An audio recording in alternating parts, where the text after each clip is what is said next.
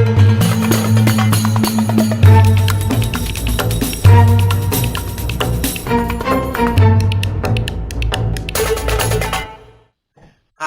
my name is Ken Fernandez. And I'm Jordan. And welcome to my channel, Gamers Genie. Today, we're going to be counting down our top 10 favorite animal-themed board games. Now, I had no rules or guidelines for this one this time because I didn't know if I wanted to do an anatomic animals. You know, they have hands instead of paws, like Mickey Mouse. Yeah. I forgot what that's called, though. It's not anatomic. It's one of the words. Yeah, if you know what the word is, put it down in the comments below. But I think it's anthropomorphic. But anyways, yeah. I couldn't decide if we just wanted standard animals or the anthropomorphic animals, which, yes, that's what I'm going to stick with until, I find otherwise. But I decided anything, the rule is, as long as it has animals. However, the animals have to be a major part of the game. It can't just be like a little side node, like Parks. Parks is a really great game. We really like it. Got great artwork, great gameplay. Everything about it is great. Mm-hmm. However, the animals in it are just pieces of the art or just little tokens. If you took them out, it wouldn't really affect the game at all. But now that we've gotten the rules, let's count down.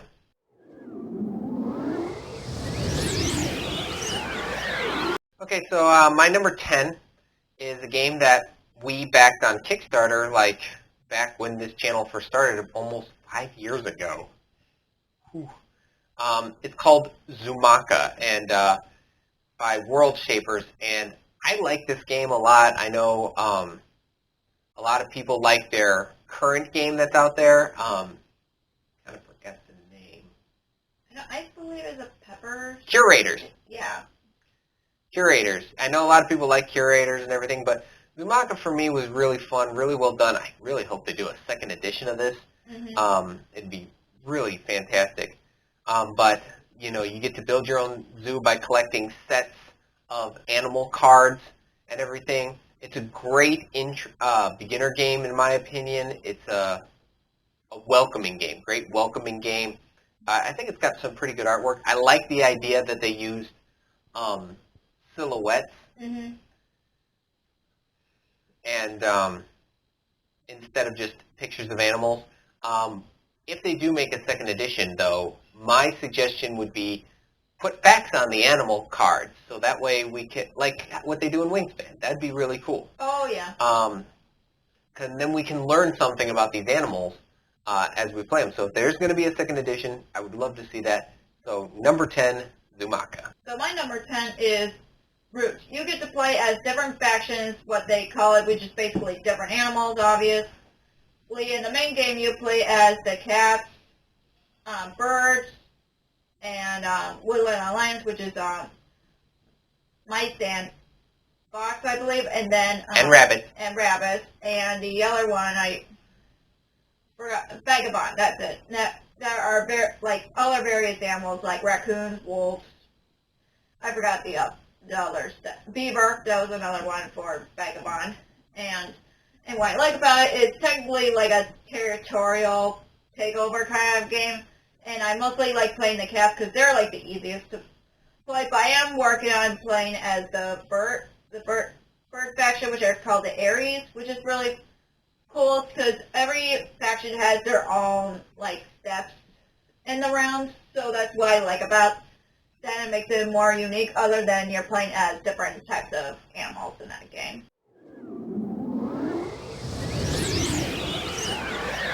Okay, so my number 9 is Akinoko by Osmodee. Akinoko is one of the first games I played when getting into this into the hobby board gaming games. It is also it is the first game I taught both my ex-girlfriend and my current girlfriend, who is now my fiance, and it worked for one, but not for the other. basically in this game, you you place tiles. You get options of what you can do. You can place tiles, move the farmer, move the panda, draw goal cards, or get irrigation, little irrigation things, puddles, whatever. I don't know what they're called, but they're like little blue wooden sticks. Well, actually, it's only been a couple. Supposed to represent water or it's irrigation. So you're irrigating your garden. Mm-hmm. And when you take your second turn, you get to roll a weather die, and the weather die does all this stuff. So like sun, you get an extra action. I believe wind, you get to do the same action. The lightning scares the panda. It's a really good, fun, colorful game. I really recommend it for families. But anybody can play it. Anybody can pick it up and learn it. And we do have a how to play video on it on this channel. So, which we'll link in the description down below. And since I said it, it will also show up on your screen. But number 9, Akinoko. So my number 9 is Cascadia. You're basically placing like different land tiles like that has like a forest or the desert or the snowy mountains, etc. And you place different animals on those tiles. And of course, some of the tiles say you have to specifically place an eagle or bears, etc. And then what I like about this game is each animal has a different goal, so you try to reach that goal for each animal, and you gain points for depending on that goal. And I like the bears because people say bear of love, like Brother Bear. I'm sorry, I just love the film, but I just really like how like you say, like eagles are not only by themselves, and but they can't be around other eagles, etc. And that's why I like about this game was more like try to reach a goal for different animals, even though you're mostly going towards for a specific animal at random.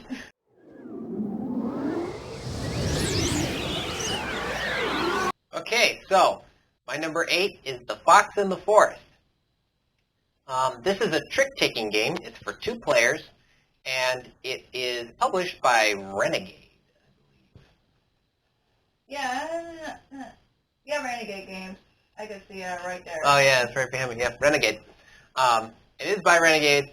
I like the artwork on the cards when they do have artwork. Very beautiful, and the box art is really good too. It's a trick-taking game. It's pretty simple. You play cards. If you have the trump card or the higher number, you win. However, you have to watch out. What I love about this game is, unlike other trick-taking games where you can just keep winning and winning and winning and winning, it actually has you take responsibility for for winning and everything.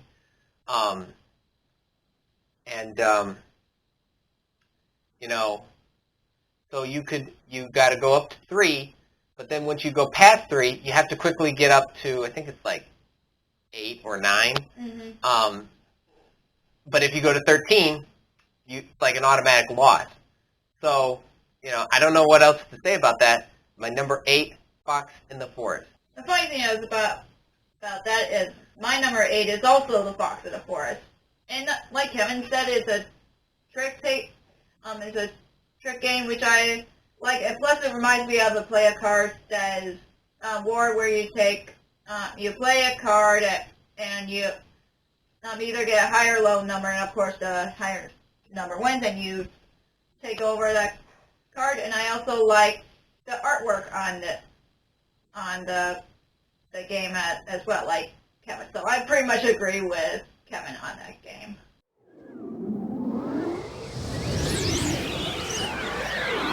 Okay, so we're at number 7, and my number 7 is a game called The Isle of Cats by the City of Games.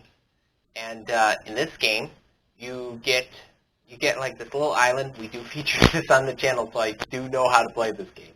You get like this little island in the center of the table. You put cats equal to the number of players plus 1. I think it's plus 1, yeah. except if you have a full amount of players, then I think it's like almost perfectly equal. Mm-hmm. And you pay for the cats. Well, they describe it as you're luring the cats onto your ship with fish. And one side of the island, I think the right side of the island is more expensive, so it's like 5 fish, and the other one is just like 1 fish. And you have to put them on the boat, and you group them together in families. And for every rat that you have on your boat that's exposed, you have to subtract points.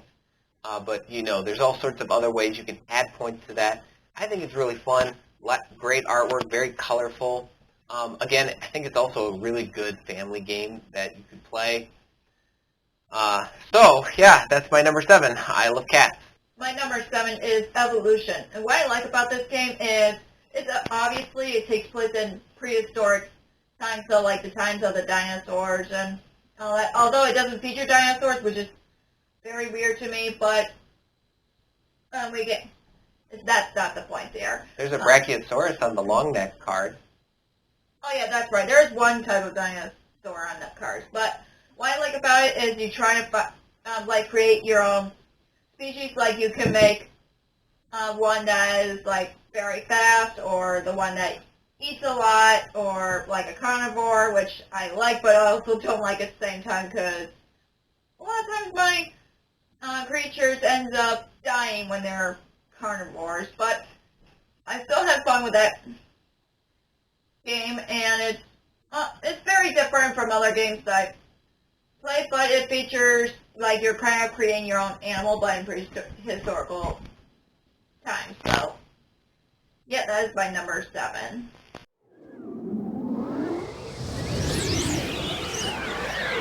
Okay, so my number 6 is, I believe, wow, this one is Wingspan by, I always forget what the company. I know it says so on the box, but we are literally looking at it. Stonemeyer. Yeah. By Stonemeyer Games, designed by Elizabeth Hargrave, and I believe they've sold over 1 million copies of this game. Yeah, this game is very popular indeed. And the artwork is beautiful. That's Beth Sobel art, who also did Cascadia. Mm-hmm. So the artwork's great, the gameplay's great, everything about this game is just great. It's definitely a favorite in our family. We play it a lot. We have the European bird expansion. We don't have the Oceania bird expansion, though. But we're playing on Genie at some point. Yes, we are. But I like this game a lot. I like the artwork. I like the gameplay where you have this board.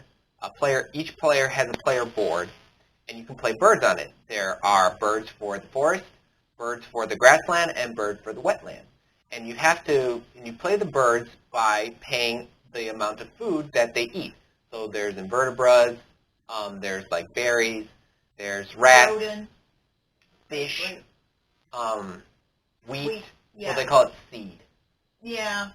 But we say wheat a lot. And then like the further down you go, you have to pay eggs for that too, and you unlock special benefits for it. And then at the end, you calculate all these points, and you got like secret goals and everything that you can do. And every game, it's like you can have someone that's doing. And one of the things I love about this game is someone could be doing terrible in this game, like just awful, and somehow they could win.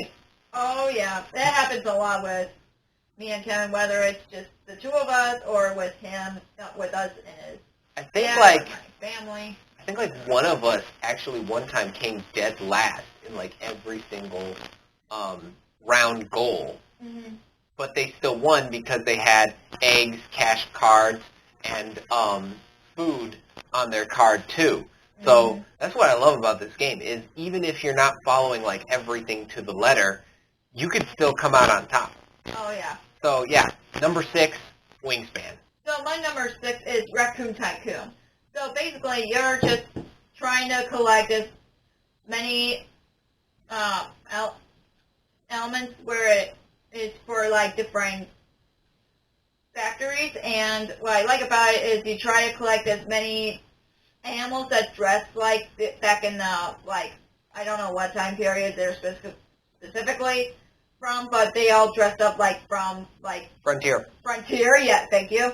And you try to collect as many as you can and try to collect the locations as much as you can, and that's what I like about it. And it's the funny thing is where like we consider this more than Monopoly because we're not much of a Monopoly fans, and we suggest to people that they should play this game because it's better than Monopoly. So if you're a Monopoly fan, you should probably play this game, but this game is better than Monopoly. And we want to clarify, we don't like Monopoly.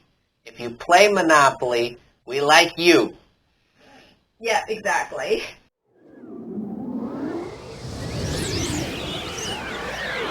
Okay, so my number 5 is a game also by North Star Games, Oceans. This one came out recently.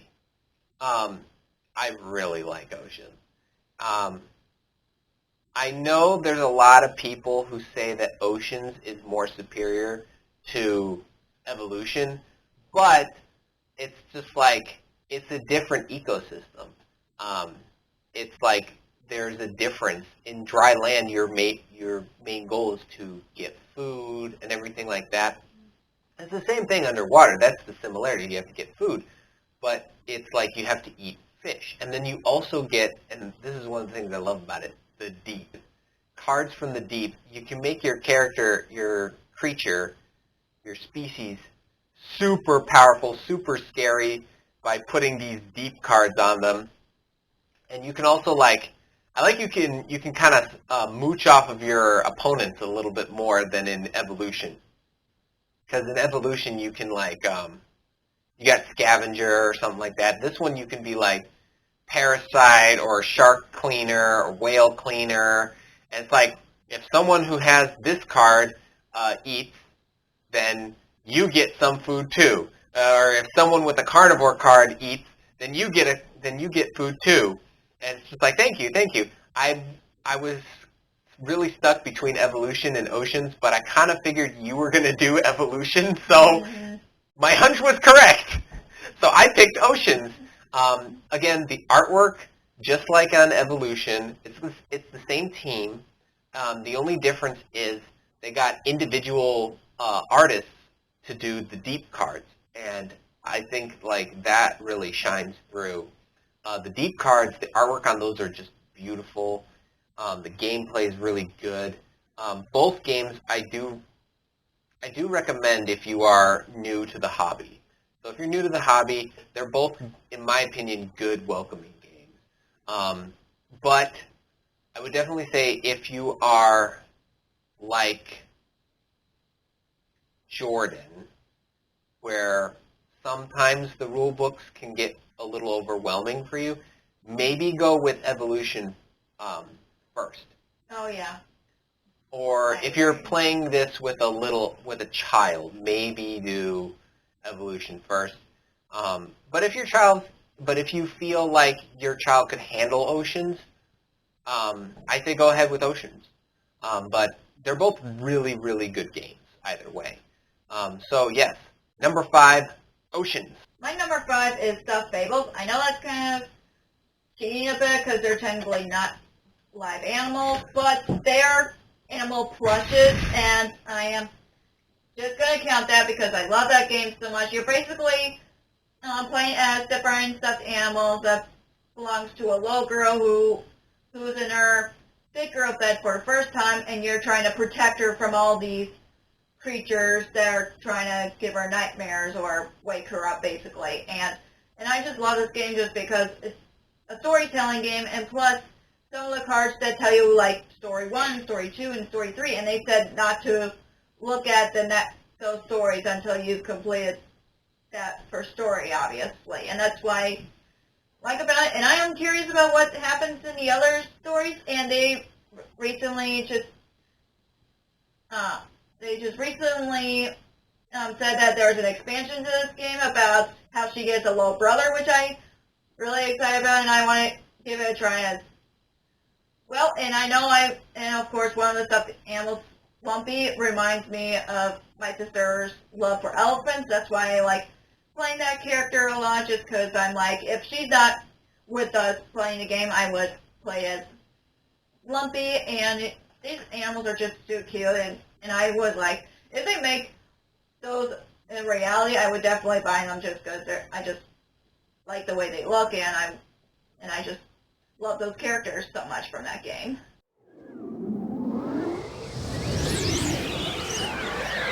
Okay, so my number 4 is Cascadia. By... Sorry that we keep looking at the games to figure out the name of the company. Well, it's not just that. It's like it's by 2 different companies. Oh, yeah, it's downstairs. It's by 2 different companies, and I can't remember Which one is? which one is by. Yeah, We'll figure it out once we edit this video, obviously. Yeah, and we'll let you know. And don't worry, we'll mention it when we do how to play videos for this one. Cascadia does not have one yet on this channel. We are hoping to feature in the channel soon, so. But I like it. In my opinion, it's what we call the perfect welcoming game. I think games like this are usually what I would call the perfect welcoming game. Something that starts off where you can start off very nice, relaxing, and easy, but it can increase in difficulty. And what I like about this is it can increase in difficulty at your leisure. So you don't have to go from like level 1 to like the last level, whatever that is. You can be at level 1 and you'd be like, oh, well, level 1 was a little difficult for us. I think we're going to stay at level 1. Other games like that have that kind of perfect welcoming thing is Toy Story Obstacles and Adventures and Harry Potter Hogwarts Battle, because you can start at this like easy going like level 1, and then you can go up as you progress through the game. And so you can stay there or you can move up. But Cascadia, it's like you take tiles, you take an animal token, and you take a terrain tile. I'm not remembering words today. And you place the terrain tile down, and then you place the animal tile, and they have pictures of the different animals on the tile. So it tells you which one can go. Sometimes you can have more than one animal go on that tile, but you can only place one animal on each tile. Like I mentioned earlier. So. Yeah. Like I said, I'm not going to go into too much detail about this game because Jordan already did that, but Beth Sobel did the artwork for this game. So she did Wingspan and Cascadia. If you're a Beth Sobel fan, I recommend both of those. If you don't know who Beth Sobel is, you'll probably discover who she is through these games. This one is also, it gains a lot of popularity because a lot of people say it's a great game to teach people who don't usually play board games, and it's so relaxing.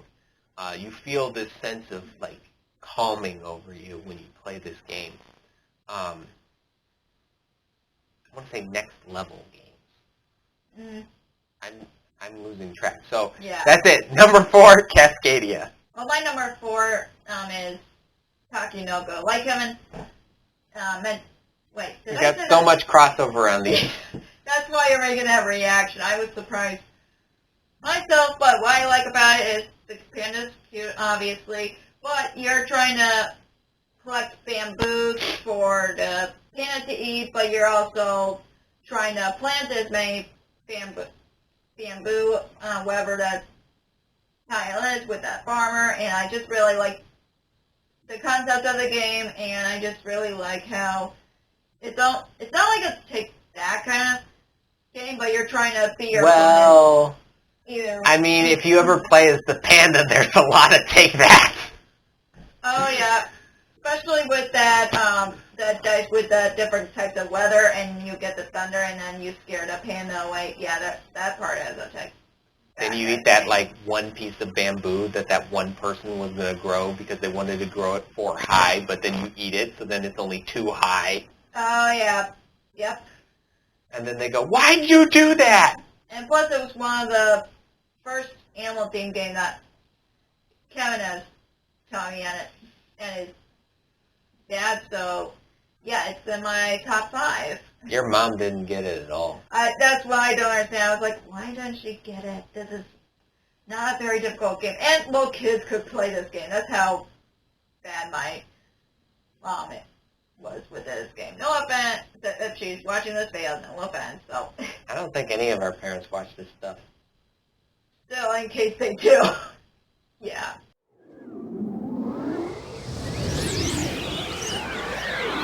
My number 3 is actually a sequel to what Jordan picked, Lizard Wizard.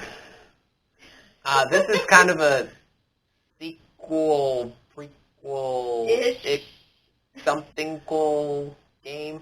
It's by Forbidden Games. It's designed by Glenn Drover, one of my favorite board game designers over these past couple of years. Definitely became one of my favorites. And, you know, published by Forbidden Games, one of my favorite publishing companies. And, of course, artwork done. Both of these are done by Annie Steed. I really hope I'm pronouncing her last name right. Oh, yeah. I think Annie does beautiful artwork. Oh, yeah. We love her artwork. And I honestly was going to look up if you can buy her artwork or not. You can. Oh, you can? You can. She does just these beautiful, beautiful artworks. You know, and I think that's one of the biggest hooks for these games is her artwork. Because you look at that artwork and you're like, wow, that looks amazing. I wanna hang that up on my wall. Yeah. Which you can. Because she does have a website, and you can buy her artwork. We will link it down in the description below since we're talking about her so much. Yeah, and we love her artwork. There are similarities to Raccoon Tycoon, so these are ingredients. You get spell ingredients, and it goes up in value, and if you sell them, it goes down in value. But then you can, you get spells, you get familiars, you get towers, you get wizards, you can delve into dungeons and get treasure, and there's so many different ways. There's actually more ways you can get a lot of points and win than in Raccoon Tycoon. Now, the gameplay level for Lizard Wizard is a little more higher than Raccoon Tycoon. So if you're new to the hobby or if you're new to this kind of styling of game, I do recommend going for Raccoon Tycoon first. I honestly think that Lizard Wizard is almost like a little bit more advanced than Raccoon Tycoon. That's what I like about that. Like the next level kind of thing. The difference between Raccoon Tycoon and Lizard Wizard is Raccoon Tycoon does not have a solo mode, but Lizard Wizard does. Oh, yeah. It does have a solo mode. And, you know, one of the things that I made a mistake, but I really should have. Since it was, kind of connected to Raccoon Tycoon, I should have figured this was. I thought you get to pick which wizard you want to be. In a way, you kind of do get to. Because you're like, oh, I like this one, and I'm just going to go for all these. Now, Jordan, she did. Honestly, I think she kind of had it going for her when we were doing. It wasn't a win-a-box tournament or anything like that. It was a playthrough. It was just a playthrough of the game. And Jordan kind of had these. She went for necromancers, and she just totally went for necromancers. She got a necromancer. She got a necromancer tower. She got a necromancer familiar, and then she even got necromancer spells. One spell protected her from undead characters, and the other one protected her from giants, right? I think I got the one from giants, not the undead. Well, one you got and activated. The other one you got, but didn't activate it yet. Yeah, I didn't activate it, yeah. But if she would have... Other players were like, oh, I want to do this wizard, oh, I want to do this tower. They were mixing and matching, and I was like, how do they even win this game? I was like, I thought you were supposed to collect certain sets and then go right to the new wizard and all that. But I still have fun with that game, though. Well, the sets give you more points. Oh, so if you have a wizard, a familiar, and a tower that all match, it gives you more victory points at the end of the game. If you have a wizard, a tower, and a familiar that doesn't connect, I don't think you get to count the points for that. It's been a while since we played this game. Yeah. We should be getting our Kickstarter version soon. Yeah, we've been waiting for, since September, I believe, I don't remember when you ordered it. Well, okay, first of all, this is a Kickstarter edition. I didn't order it. I backed it. That's why I meant faxed it. If this was an order, I would be furious. Yeah. It's not. I'm a backer. I'm not a. I didn't pay for it. Well, I did. I did pay for it, but I didn't.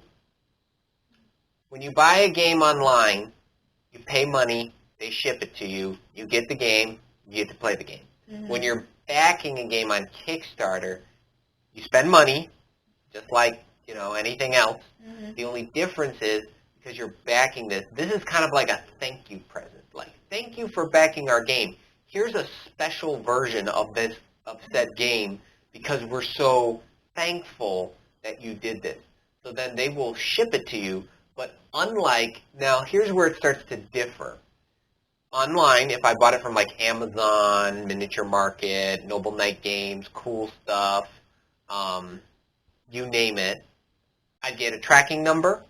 I click on that tracking number, and it'll take me to a website or special app or whatever, and it'll say, your package is here. And you'd be like, okay, it's on its way. Mm-hmm.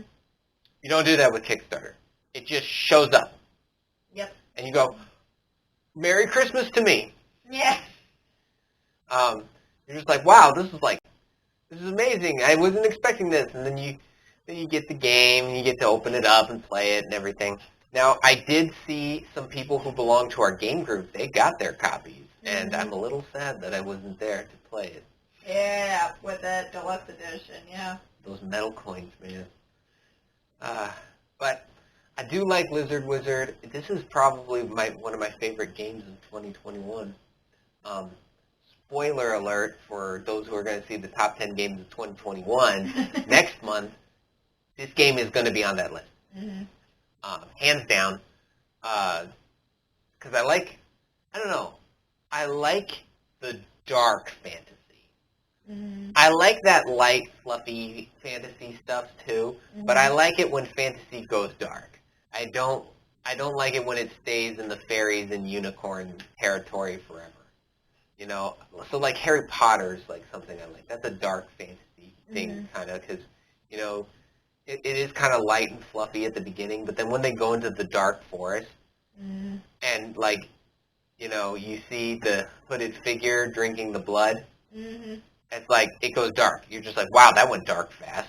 But yeah, I like it. I like the theme. I like everything about this game. The fact that I came in second when we were playing this at Gen Con, that also plays into it just a smidge. But I came in second. I thought I was doing terrible. Like, I was like looking around. Everybody had like 4 wizards, 5 towers. They like all had all these like characters and treasure and everything. I think I was in 3rd place. I'm trying to remember correctly. I think I was in 3rd place. I just remember I was in second. Yeah. But anyway. Yeah, so my number 3, Lizard Wizard. So my number 3 is Isle of Cats. Like Kevin said, you try to lure cats into your ship so they would survive on time before the island explodes. That's from the synopsis of this game, and I really like the artwork about the cats on the game. And for someone who's a cat person, of course, I'm gonna say that they're all cute, but I do like how like they're all different colors. Like even though some of them look similar, but they also try to make them look different at the same time. And I know they have the Kitten expansion, which I'm upset that I still don't have it, and I forgot to add that to my Christmas list. So it's probably not out yet since the Kickstarter just started this year. Okay, yeah. But they do have the Late Arrivals expansion. Yeah. Which turns it into a 6-player game. Oh yeah, that's right, because it's originally a 5-player game. 4-player. 4 players. That's what I meant. Oh my gosh, there's just so many games that are either 4 is the maximum, or 5 is the maximum, or 6 and from our collection. There's another one where they add like monsters too. I forgot about that actually. So there's one with monsters. There's the Here Come the Kittens, which is probably the one that you want the most. Oh yeah. I would assume that it would be, guessing, Late Arrivals, Here Come the Kittens, and then the Monsters expansion. And plus, what I like about the game is they they purposely made the lid of the game to be a seat for the cat while you're playing the actual game, which I think is cute. But when Kevin and I own a cat, I don't know if he or she will sleep in it. But by knowing my parents' cat, he probably would, because he loves boxes. So. And they do make the box durable enough to hold your cat in there. So if you are worried about putting your cat in that box lid, don't worry. It's nice, strong, thick cardboard. Still cardboard. Yeah.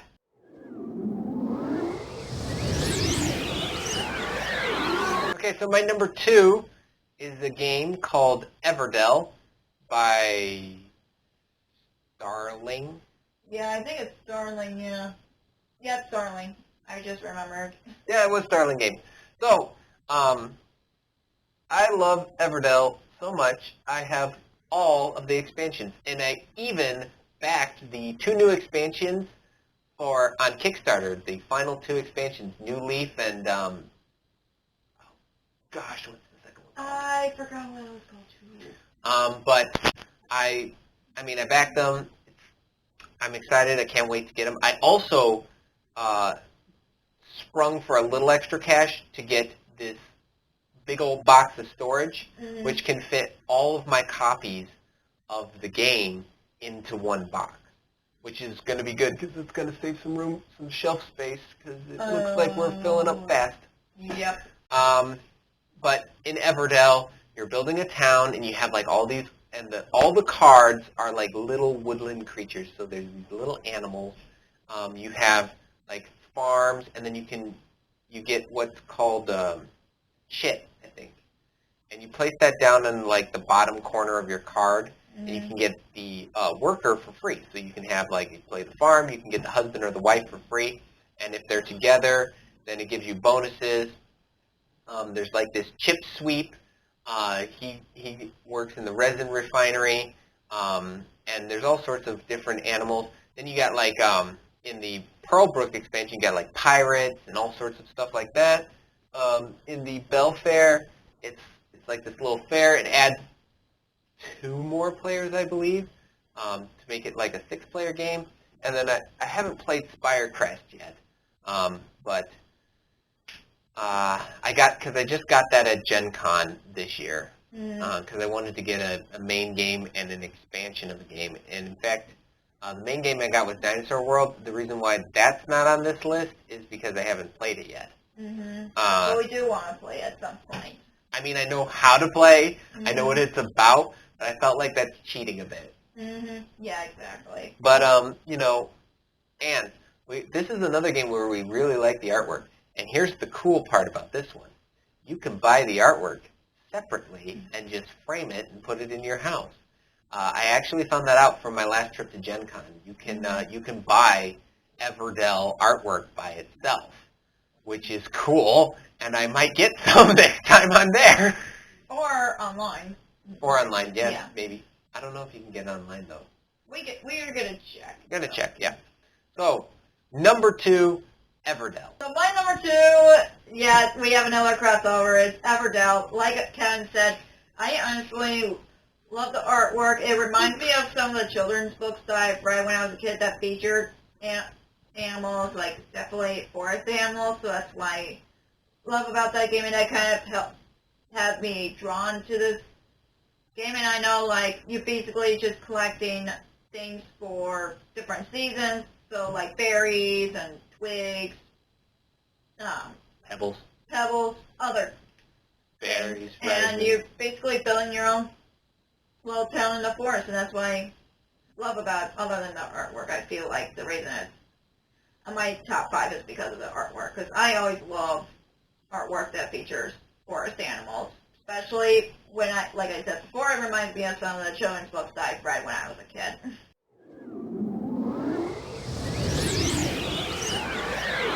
All right, my number 1 is Root. I love Root. I have all the expansions of Root. They are not here. They are downstairs. It's by Leader Games. We do have another Leader Games game up here. It's called Fort. It is right there. But this is Root, and there's no animals in that game. But anyways, about Root. Yeah, so, I mean, you get to play as these little woodland creatures, and you basically fight each other in the forest, but you can go through the game with pacifism. I've done it. It's hard, but I've done it. The easiest one to do the pacifism thing is the Vagabond, because he doesn't need to involve himself in conflict. In fact, he prefers not to be in conflict. He prefers to trade, bargain. They bargain. He trades. He prefers to do that and build allies, an alliance with all the other woodland creatures. And currently, you can play as the Woodland Alliance, which is represented by little mice meeples, but they're technically foxes, rabbits, and mice. There's the cats, the birds, the Irie, the Vagabond, which is in the main game, it's a wolf, raccoon, and beaver, I believe. And then there's an expansion called the Riverfolk, which adds 2 new factions, the Lizard Cult and the, call them the Otters, but they're the Riverfolk Trading Company, because they're otters. And then there's another expansion out where you get to play as crows, and they're called the Corvid Conspiracy, Corvid. And then the other one is called the Duchy, which are moles. You got these little moles. And then there's a new expansion coming soon, which I backed, called, oh man, I forgot what it's called. Marauders. The Marauders expansion. And you get to play as badgers and rats. And I can't wait to try that one out. I've seen previews and all sorts of stuff on that. It looks really fun, really good. It's got that Kyle Farron artwork, which I am just like head over heels crazy about that artwork. Unfortunately, you cannot buy his artwork by itself. Unlike Annie's artwork, you can't buy Kyle's. Or the artwork from Everdell, like we mentioned. Yeah, unlike those games where you can buy the artwork by themselves, this one, you can't do it, unfortunately, but it's unique. It's a very unique art style. I really like it. We have 2 different maps. We have the original forest map, which is fall on one side and winter on the other. And we also have another map where it's like a lake and it's kind of like an underground tunnels inside of a mountain. They call it the mountain map. Sometimes when I'm feeling mischievous and wanting to mess with people, I will mess with people because I know how to do that. But a lot of the times, I will just try to make peace and be like, hey, I'll give you this one thing if you give me that other thing, because I need that. There's quite a bit of strategy to Root. We do have a how to play video on this, but I highly recommend playing it on Steam. Or you can play Root on Steam. You can play it, I believe it's in the Nintendo shop. I think you can basically play it now on any device. So if you have an electrical device, I highly recommend downloading it and playing that game there, because it is the best way to learn how to play Root, because Root is an asymmetrical game. And I honestly like the digital better than the real game, because I always don't know what cards to play, and the game kind of give you recommendations on what card to play. So that's why I like the digital version. It tells you what you can play. Still. That's what it says. It's like, you can play this because you have this. What she's talking about is crafting. You can craft cards, but you have to be in control of 2 areas of usually the same type. So like 2 bunny locations, or 2 mice locations, or 2 fox locations. If you have those 2 locations, then you can do it. But it's like off to the side of your card, and there's like these little standee signs, Mm-hmm. and you might glance past it, and you look at like the top portion, because so you'll see like the bird claw. The birds are wild, but you have to make a mouse, bunny, or fox card in those clearings. It really sounds like this is such a cutesy game, but it's not. It's not that cutesy of a game. I mean, it's cute. They're cute. If you ask anybody, people will go, "Oh, those little figures are cute." But once you start playing it, you're like, "This is not cute."